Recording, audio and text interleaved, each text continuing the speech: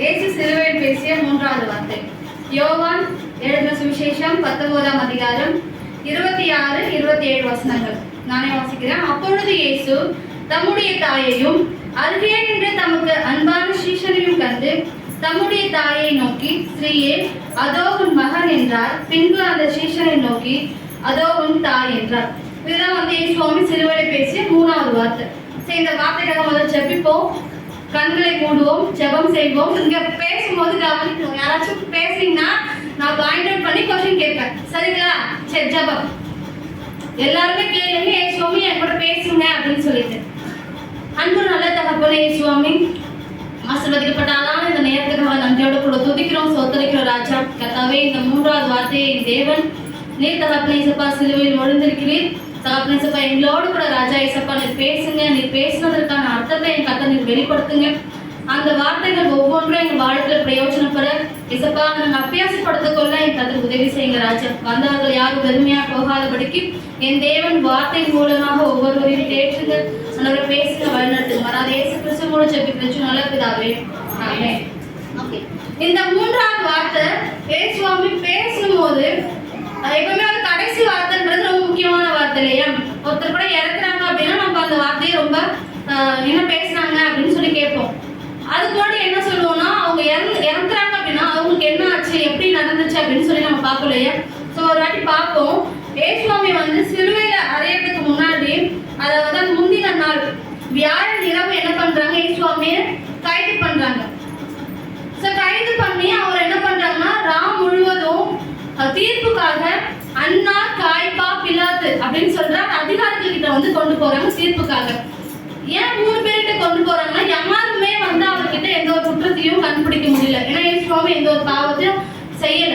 So லாஸ்டா பிலாத்து கிட்ட கொண்டு போறாங்க. அப்போ பிலாத்து என்ன சொல்றாருன்னா, இவர்கிட்ட எந்த குற்றத்தையும் என்னால கண்டுபிடிக்க முடியல, எந்த குற்றத்தையும் அவர் செய்யல அப்படின்னு சொல்லிட்டு என்ன பண்றாருன்னா, உங்களுக்கு யார் விடுதலை செய்யணும்ன்ற மாதிரி 2 நபர்களை பற்றி சொல்லுவாங்க. அப்ப சுற்றி இருந்த மக்கள், மத தலைவர்கள் எல்லாருமே என்ன பண்ணுவாங்கன்னா, இயேசு சுவாமியை சிலுவையில் அறையணும் அப்படின்னு சொல்லி சொல்லுவாங்க. பிலாத்துக்கு நல்லாவே தெரியும் இவர் மேல எந்த ஒரு குற்றமும் இல்லை. சரி, மக்கள் சொல்றாங்களேன்னு சொல்லி இவர் என்ன பண்ணுவாருன்னா, ஓகே இவர் சிலுவையில் அறையிறேன், ஆனா இவர் பாவப்படி என் மேல சுமராது அப்படின்னு சொல்லி உடனே என்ன பண்ணுவாருன்னா கையை கழுவார். எல்லா மக்களுடையும் கையை கழுவார்.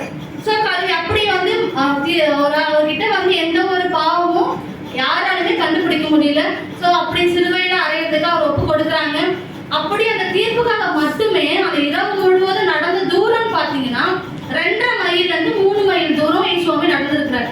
இந்த ராம் முழுவதும் நடந்திருக்கிறார். நடந்த தூரம் மட்டும் இல்லாம அந்த இரவு முழுவதும் அவருக்கு உணவு கிடையாது, தூக்கம் இல்லை, எல்லாவற்றிற்கும் மேலாக அவமானம் இருந்துச்சு. வானத்தை சிங்காசனமாகவும் பூமியை பாதப்படியாகவும் வயிற்று வீட்டு அரசாளுகிற அந்த சர்வ வல்லமுள்ள தேவன் ஒரு பாவமும் அறியாது. ஆனா அவரை எல்லாரும் என்ன பண்ணாங்க, கன்னத்துல அரைஞ்சாங்க, காரி துப்புனாங்க, அவரை ரொம்ப கஷ்டப்படுத்துறாங்க. இது எல்லாவற்றையும் சுவாமி பொறுத்து கொள்றாரு. மறுநாள் அவரை கசையடிக்காக ஒப்பு கொடுக்குறாங்க. மறுநாள் வெள்ளிக்கிழமை கசையடிக்காக ஒப்பு கொடுக்குறாங்க. ரோம சட்டம் சொல்லுது, மொத்தம் 40 அல்ல 1 குறை 39 அடிகளா அவர் அடிச்சாங்க. அந்த 39 அடிகளும் அடிச்சதால சும்மா ஏதோ கொம்பு வச்சோ பெரம்போ இதெல்லாம் கிடையாது. அந்த பெரம்பு ஒவ்வொன்றதுலயும் என்ன இருக்குன்னா, ஆட்டு எலும்புகளை கோத்திருப்பாங்க. ஆட்டு எலும்பு நம்ம சரி சாப்பிடும் போது ரொம்ப ஷார்ப்பா இருக்கும். அந்த ஒவ்வொரு எலும்பும் எதுக்கு அதை கோத்திருக்காங்கன்னா, இன்டென்ஷனலா போயிட்டு அந்த உடம்பு யார் மேல அடிக்கிறாங்களோ அந்த உடம்புல இருக்கிற சதையை அதை என்ன பண்ணுமோ கவி கொண்டு வரும்போது உடம்புல இருக்கிற நரம்புகள்லாம் அப்படியே தெரியும். அந்த அளவுக்கு சுவாமி என்ன பண்ணாங்கன்னா 39 அடிகளை அடிச்சு அவர் உடம்பு எல்லாமே சல்லடையாக்கப்படுது. சல்லடை பார்த்துப்பீங்க இல்லையா, ஒட்டையா இருக்கும். அந்த மாதிரி அவர் உடம்பு சல்லடையாக்கப்படுது. அவர் கல்வாரியில சிலுவையை கொண்டு செல்ற வரைக்குமே அவர் உடம்புல இருக்கிற எல்லா ரத்தமும் சிந்தி ரத்தம் எதுவுமே உடம்புல இல்லை. இதுக்கப்புறம் இழப்பதற்கு எதுவுமே இல்லைன்ற ஒரு சூழ்நிலையில சுவாசிப்பதற்கும் தடையாகி போயிடுச்சு. ரொம்ப அவர் கஷ்டப்படுறாரு, மூச்சு விடுறதுக்கே கஷ்டப்படுறாரு. ஸோ அப்படி மூச்சு விடுறதுக்கு கூட கஷ்டப்படுற அந்த சூழ்நிலையில பேசிய வார்த்தை தான் இந்த 7 வார்த்தையும். ஸோ இயேசுவை பேசிய இந்த 3வது வார்த்தையில நம்ம 3 காரியத்தை மட்டும் கற்றுக்கலாம். ஃபர்ஸ்ட் காரியம் பராமரிப்பு. இயேசுவாமி சிலுவையில் அறையும் போது இவ்வளோ கஷ்டப்படுறாரு, அவர் மூச்சு விட கூட கஷ்டப்படுறாரு. அந்த நிலைமையில கூட சிலுவையின் அடியில நிற்கிற தன் தாயை பார்த்து என்ன சொல்றாருன்னா, ஸ்திரீயே அதோ உன் மகன் சொல்லிட்டு யோவானை பார்த்து சொல்றாரு. ஸோ ஆனா இந்த காலத்துல எப்படி இருக்கிறாங்கன்னா, பிள்ளைகள் வந்து அவங்களோட பெற்றோர்களை தனியா தவிக்க விடுறத பார்க்கிறோம். நிறைய முதியோர் இருக்கிறத நம்ம பார்க்கிறோம். நம்மளை சுற்றி நிறைய பேர் வந்து வயசானவங்க தனியா ஃபேமிலி ரன் பண்றதை நம்ம பார்க்கிறோம். அப்படி நம்ம இல்லாம ஏசுவாமி என்னதான் அவரால் முடியாத சூழ்நிலை இருந்தாலும், அவர் இறக்க போற நிலைமையில இருந்தாலும் தன் தாயை பராமரிப்பதையும் ஆறுதல் படுத்துவதையும் கனப்படுத்துவதையும் நம்ம பார்க்கிறோம். ஸோ நாமளும் என்ன பண்ணணும்னா, நம்மளோட பெற்றவர்களை கனப்படுத்தணும். அப்படி கனப்படுத்தணும் அப்படின்னா எனக்கு என்ன கிடைக்கும்னா, ஆயுஷ் நாட்டில் ஏசுவாமி பெருக பண்ணுவார். இது உங்களோட கட்டளை. தகப்பனையும் தாயும் கனம் பண்ணணும்ன்றது கட்டளை. அது எங்க இருக்குன்னா, மத்தேயு 19:19 இருக்கு. மத்தேயு 19ஆம் அதிகாரம் 19 இருக்கு. உன் தாயும் உன் தகப்பனையும் கனம் பண்ணுவாயாக. இதுவே கட்டளைன்னு சொல்லியிருக்கு. அப்போ அந்த கட்டளையும் நம்ம ஃபாலோ பண்ணும்போது, யாத்ராகமம் 20ஆம் அதிகாரம் 12வது வசனத்துல, யாத்ராகமம் 20ஆம் அதிகாரம் 12வது வசனத்துல சொல்லப்பட்டிருக்கு, அப்படி நீங்க தாயும் தகப்பனையும் கனம் பண்ணும்போது நம்மளோட ஆயுஷ் நாட்கள் பெருகுமா. அப்போ நம்ம தாயும் தகப்பனையும் கனம் பண்ண வேண்டியது நம்மளுடைய பொறுப்பு, நம்மளுடைய கடமை. அதுதான் பண்ணணும். நெக்ஸ்ட் அப்படி பண்ணணும் அப்படின்னா நம்மளுடைய ஆயுஷ் நாட்கள் பெருக்கப்படும். ஓகே, பண்ணால் பெருகும். பண்ணலன்னா என்ன நடக்கும் அப்படின்னு பார்ப்போம். மார்க் 7ஆம் அதிகாரம் 10. மார்க் 7ஆம் அதிகாரம் 10ல என்ன சொல்லியிருக்குன்னா, மோசே சொல்லியிருக்காரு, உங்களோட தாயும் தகப்பனையும் கனம் பண்ணலன்னா, அவங்கள நீங்க நிந்திக்கிறீங்க அப்படின்னு சொன்னா உங்களுக்கு என்ன பண்ணணுமா, நம்ம கொலை செய்யப்படணும் அப்படின்னு போட்டிருக்கு. நம்ம என்ன பண்ணப்படுமா, கொலை செய்யப்படும். இதே வார்த்தையை மத்தேயு 15:4 சொல்லப்பட்டிருக்கு. மத்தேயு 15:4 ஏசுவாமி சொல்லியிருக்கிறாரு. முன்னாடி வந்து மோசே சொல்லியிருக்காரு, இந்த வசனத்துல ஏசுவாமியும் அதே தான் சொல்லியிருக்கிறாரு. உன் தகப்பனையும் தாயும் நிந்திச்சு அப்படின்னா உனக்கு என்ன பண்ணணும், நீ கொலை செய்யப்படணும்னு சொல்லிட்டு. செகண்ட், நீ வந்து உன்னோட தாயும் தகப்பனையும் சபிக்கிற அப்படின்னு சொன்னீங்கன்னா, ஒரு சில பிள்ளைங்க அவங்களோட தாயும் தகப்பனையும் பெற்றோர்கள் சபிப்பாங்க. அப்படி நீ சபிச்சேன்னு சொன்னா, நீதிமொழிகள் 20:20 சொல்லப்பட்டிருக்கு. நீதிமொழிகள் 20:20 உன் தாயும் தகப்பனையும் சபிக்கிறன்னா உன் வாழ்க்கை எப்படி பட்டிருக்குன்னா இருள்ல போயிடும். வழிகாட்டுதல் இல்லாம நம்மளோட வாழ்க்கை எப்படி போயிடுமா, இருள்ல போயிடும். வெளிச்சத்துல இருக்காது, நம்மளோட வாழ்க்கை ஃபுல்லா இருளா அடைஞ்சிடும்.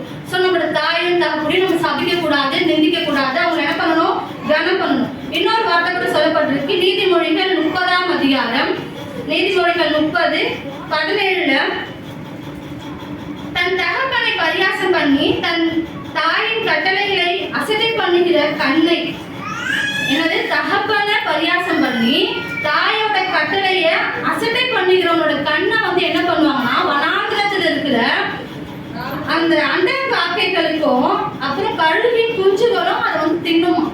யாரு, நம்மளோட கண்களை. ஸோ நம்ம என்ன பண்ணணும், நம்மளோட தகப்பனையும் தாயையும் நிந்திக்க கூடாது, சபிக்க கூடாது. அவங்களோட பேச்சை கேட்கணும். அது மட்டும் இல்லாம அவங்கள கனப்படுத்தணும். அப்படி பண்ணா மட்டுமா ஏசுவாமி சிலுவையில முன்மாதிரியா நம்மளுக்கு பண்ணி கொடுத்துருக்காரு. அதை நம்ம ஃபாலோ பண்ணணும். சரி, ஓகே. பெற்றவர்கள் பிள்ளைகள் வந்து பெற்றவர்களை கனம் பண்ணணும்னு பார்த்துட்டோம். அதே வசனம் சொல்லுது, பைபிள் நம்மளுக்கு சொல்லப்பட்டிருக்கு, பெற்றவர்களும் பிள்ளைகளை கோவப்படுத்தாம இருக்கணும்னு சொல்லி. இதெல்லாம் கேட்டியா, பிள்ளைகள் வந்து பண்ணுவோம், பெற்றவர்களுக்கு கீழ்ப்படியணும். கீழ்ப்படியா அப்படின்னு பிள்ளைகளை மட்டும் சொல்லுவோம். ஆனா பைபிள் இன்னொரு வசனம் சொல்லப்பட்டிருக்கு, எபேசியர் 6:4 உங்கள் பிள்ளைகளை கோவப்படுத்தாமல் கர்த்தருக்கேற்ற சிட்சையிலும் போதனையிலும் அவர்களை வளர்க்கவும் அப்படின்னு சொல்லப்பட்டிருக்கு. ஸோ நம்ம பெற்றவர்களாகிய நம்ம என்ன பண்ணணும், நம்ம பிள்ளைகளை கோபப்படுத்தாம கடவுளோட சிட்சையில அவங்களை வளர்க்கணும். ஓகேவா? அது மட்டும் இல்லாம கணவன் மனைவிக்கு கீழ்ப்படியணும், மனைவி கணவனுக்கு கீழ்ப்படியணும். இதெல்லாமே வந்து வசனங்கள் நம்மளுக்கு கொடுக்கப்பட்டிருக்கு. நான் அப்படியே சொல்றேன். மனைவி வந்து கணவனுக்கு கீழ்ப்படியணும்ன்ற வசனம் எங்க இருக்குன்னா, எபேசியர் 5:22 எபேசியர் 5:22 சொல்லப்பட்டிருக்கு. மனைவி வந்து என்ன பண்ணணும், அவருடைய புருஷர்களுக்கு, சொந்த புருஷர்களுக்கு கீழ்ப்படியணும் போட்டிருக்கு. நெக்ஸ்ட் வந்து கணவன் வந்து தன்னோட மனைவிகளுக்கு அன்பா இருக்கணும்னு சொல்லிட்டு எபேசியர் 5:25 சொல்லப்பட்டிருக்கு. ஓகே, இந்த உறவுகள் எல்லாருமே ஒருவருக்கொருவர் எல்லாருமே என்ன பண்ணணும், கனப்படுத்தணும். அவங்கள வந்து என்ன பண்ணணும், மரியாதை கொடுக்கணும், அன்பு செலுத்தணும். இது எல்லாமே இருக்கு. சரி, நம்ம குடும்பத்துல மட்டும் இதெல்லாம் பண்ணிட்டா போதுமா? சபை சூழ்நிலையில நம்மளை சுத்தி இருக்கிற மக்கள் கிட்ட வந்து நம்ம கோவப்படலாமா, எல்லாரையும் நம்ம கனவீனமா நடத்தலாமா அப்படின்னா அப்படி கிடையாது. ஏசுவாமி ஒரு வசனம் சொல்லியிருக்காரு, யோவான் 15:12. யோவான் 15:12 நான் உங்களில் அன்பாய் இருந்தது போல நீங்களும் ஒருவரில் ஒருவர் அன்பாய் இருக்க வேண்டும் என்பதே என்னுடைய கற்பனைன்னு சொல்லப்பட்டிருக்கு. அப்போ நம்மளோட வீட்டுல மட்டும் இல்ல, நம்மளோட கணவர்கிட்ட, நம்ம மனைவி கிட்ட, நம்ம பிள்ளை கிட்ட, பெற்றோர்கிட்ட மட்டும் இல்ல, எல்லாருக்கிட்டையுமே நம்ம எப்படி இருக்கணுமா, அன்பா இருக்கணும். ஏசுவாமி அதை தான் விரும்புறாரு. ஒருவருக்கு ஒருவர் நீங்க என்ன பண்ணுங்க, அன்பா இருங்க அப்படின்றத கடவுள் வந்து சொல்லியிருக்காரு. ஓகே, ஃபர்ஸ்ட் வார்த்தை நம்ம என்ன புரிஞ்சுக்கிட்டோம்னா பராமரிப்பு. ஏசுவாமி சிலுவையில் அவ்வளோ தொங்கிட்டு இருக்கும் போதும் ஏசுவாமி அவங்களோட தாயை விடவில்லை, பராமரிச்சார். அது மாதிரி நம்ம எந்த ஒரு சூழ்நிலையிலும் நம்ம சுற்றி இருக்கிறவர்கள் நம்ம கஷ்டப்படுத்தாம எல்லாரையும் பராமரிக்கணும், கனப்படுத்தணும், எல்லாரையும் மதிக்கணும். ஓகே, ரெண்டாவது வார்த்தை இதுல இருந்து என்ன ரெண்டாவது காரியம் கத்துக்க போறோம்னா காத்திருப்பு. இதுல யாருக்காக காத்திருந்தா அப்படின்னு பாத்தீங்கன்னா மத்தேயு 26:56 மத்தேயு 26:56 சீஷர்கள் எல்லாரும் அவரை விட்டு ஓடி போனார்கள் அப்படின்னு சொல்லப்பட்டிருக்கு. ஏசுவாமி அரெஸ்ட் பண்ணும்போது அங்க ஒரு சீஷர் கூட இல்லை, எல்லாருமே வந்து என்ன பண்ணாங்கன்னா அவரை விட்டு ஓடி போனாங்க. அப்புறம் யார் சிலுவை நடுல காத்திருந்தது அப்படின்னு பாத்தீங்கன்னா யோவான் 19:26 யோவான் 19:26 சொல்லப்பட்டிருக்கு, தம்முடைய தாயையும் தமக்கு அன்பான சீஷனையும் ஏசு கண்டு அப்படின்னு இருக்கு. அன்பான சீஷன்னா யாரு? யோவான தான் ஏசுவாமி சொல்றாரு, எனக்கு அன்பான சீஷனையும் அப்படின்னு சொல்லி. அப்போ அந்த இடத்துல யார் இருக்கான்னா எல்லா சீஷர்களும் ஓடி போனாங்க. அரெஸ்ட் பண்ணும்போது எல்லா சீஷர்களும் ஓடி போனாங்க. ஒருவன் மட்டும் திரும்பி வந்து காத்திருந்தான், சிலுவை நடியில காத்திருந்தான். அவன் தான் யாருன்னா யோவான். அது போல நம்மளும் சிலுவை நடையில இயேசுவோட பாதத்துல நம்மளுக்கு என்ன வேணுமோ அதை வச்சு நம்ம என்ன பண்ணணும், இயேசுவோட பாதத்துல காத்திருக்கணும். அப்படி காத்திருக்கும் போது காத்திருந்த அந்த யோவானுக்கு என்ன நடந்துச்சுன்னா இயேசுவாமி என்ன சொல்றாரு, தன் அன்பான சீஷனை நோக்கி அதோ உன் தாய் என்று தன்னுடைய தாய்க்கும் அந்த சீஷனுக்குமான ஒரு உறவை ஏற்படுத்துகிறார். தாய் மகன் என்ற உறவை ஏற்படுத்துகிறார் பார்க்கிறோம். இதே போல பைபிள்ல வந்து லூக்கா 19:4 சகேயுன்னு ஒருத்தர் இருப்பாரு. அவர் நிறைய பாவம் செய்வாரு, வரி வசூலிப்பாரு. ஆனா வந்து அவர் என்ன பண்ணுவாருன்னா காட்டாத்தி மரத்தின் மேல இயேசுவை பார்க்கறதுக்காக காத்திருப்பார். காட்டாத்தி மரத்துல என்ன பண்ணுவாரு, இயேசுவை பார்க்கறதுக்கு அவரும் காத்திருப்பாரு. காத்திருந்தனால அந்த பலன் என்னன்னா இயேசுவாமி அங்க வந்து இறங்கி வா, நான் உன் வீட்டுல தங்க போறேன், உன் வீட்டுக்கு ரட்சிப்பு வந்துச்சுன்னு சொல்வாரு. ரட்சிப்பு மட்டும் வந்துச்சா அப்படின்னு பாத்தீங்கன்னா லூக்கா 19:19 இவனும் ஆபிரகாமுக்கு குமாரனா இருக்கிறானே அப்படின்னு சொல்லி இயேசுவாமி சொல்றாரு. அப்போ என்ன சொல்றாரு, ஆபிரகாமுக்கும் அந்த சகேயுவுக்கும் ஒரு தந்தை மகன் என்ற ஒரு உறவை ஏற்படுத்துகிறார். காத்திருந்த யோவானுக்கு ஒரு உறவை ஏற்படுத்துகிறாரு, தாய் மகன் என்ற உறவை ஏற்படுத்துகிறாரு. காத்திருந்த சகேயுவுக்கும் தந்தை மகன் என்ற உறவை ஏற்படுத்துகிறார். நாம கூட நம்மளுக்கு என்ன தேவை இருந்தாலும் நம்மளோட கடவுளோட பாதப்படியில காத்திருக்கும் போது நம்மளுக்கான தேவைகள் எல்லாத்தையும் கர்த்தர் வந்து பூர்த்தி செய்வார். நம்மளுக்கு வேண்டிய உறவுகள், இப்போ நம்ம தாயாகணும், தந்தையாகணும், நம்ம பெற்றோர்கள் ஆகணும், நம்மளுக்கு எந்த உறவு வேணுமோ அந்த உறவு கடவுள் வந்து நம்மளுக்கு ஏற்ற நேரத்துல நம்மளுக்கு ஏற்படுத்த வல்லவரா இருக்கிறாங்க. இயேசுவோட பாதத்துல நம்ம காத்திருக்கணும். இது எல்லா உறவை காட்டிலும் ஒரு உறவை கட்ட சொல்றாரு. மத்தேயு 12:50 பிதாவின் சித்தத்தின்படி செய்கிறவன் எவனோ அவனே எனக்கு சகோதரர்களாகவும் சகோதரிகளாகவும் தாயாகவும் இருப்பார்கள் அப்படின்னு சொல்லப்பட்டிருக்கு. ஸோ யாரெல்லாம் வந்து இயேசுவோட பாதப்படியில அவரோட சித்தத்தின்படி செய்து காத்திருக்கிறாங்களோ அவங்கள இயேசு பெரிய ஒரு உறவை கொடுக்குறாரு. அவருக்கே நம்ம என்ன பண்ணுவோமா, உறவுகளை தாயாகவும் தங்கையாகவும் சகோதரர்களாகவும் நம்மளை வந்து மாற்றுவார். ஸோ இயேசுவோட பாதப்படியில காத்திருக்கும் போது கர்த்தர் நம்மளுக்கு உறவுகளை ஏற்படுத்துகிறார். ரெண்டாவது காரியம். மூன்றாவது காரியம் பொறுப்பு. ஃபர்ஸ்ட் காரியம் என்ன பார்த்தோம், பராமரிப்பு. செகண்ட் காரியம் காத்திருப்பு. ஓகே, மூன்றாவது காரியம் பொறுப்பு. காத்திருப்பது மட்டும் இல்லாம முடிவு பரியந்தம் நிலைத்திருக்கும் போது இயேசுவாமி வந்து சில பொறுப்புகளை தருவார். சிலுவை நடையில யார் காத்திருந்தா, 2 பேர் காத்திருந்தது பார்த்தோம். யாரையும் திருப்பி பார்த்தோம், யோவானையும் சகேயுமா அவங்க அம்மாவையும் பார்த்தோம். 2 பேர் பார்த்தோம் இல்லையா? அப்போ அவங்க 2 பேருக்கும் இயேசுவாமி பொறுப்பு கொடுத்திருக்காரு. தன் தாய்க்கு அன்பான சீஷனை பார்த்துக்கொள்ளும் பொறுப்பும், தன் அன்பான சீஷனுக்கு தன் தாயை பார்த்துக்கொள்ளும் பொறுப்பும் கொடுத்தாரு. இதுல ஒரு விஷயம் யோசிக்கணும். மத்தேயு 13 55 56 வசனங்களும், மத்தேயு 13 55 56, மார்க்கு 6:3, மார்க்கு 6:3. இந்த 2 அதிகாரத்திலும் பார்த்தோம்னா இயேசுவுக்கு 4 சகோதரரும் அநேக சகோதரிகளும் இருந்தார்கள் சொல்லப்பட்டிருக்கு. 4 சகோதரர்களும் அநேக சகோதரிகளும் இருந்தாங்க. அப்போ பேசக்கூடாது, மனிஷா பேசக்கூடாது. ஓகே, அப்போ இயேசுவுக்கு வந்து நிறைய சகோதர சகோதரிகள் இருந்தாங்க.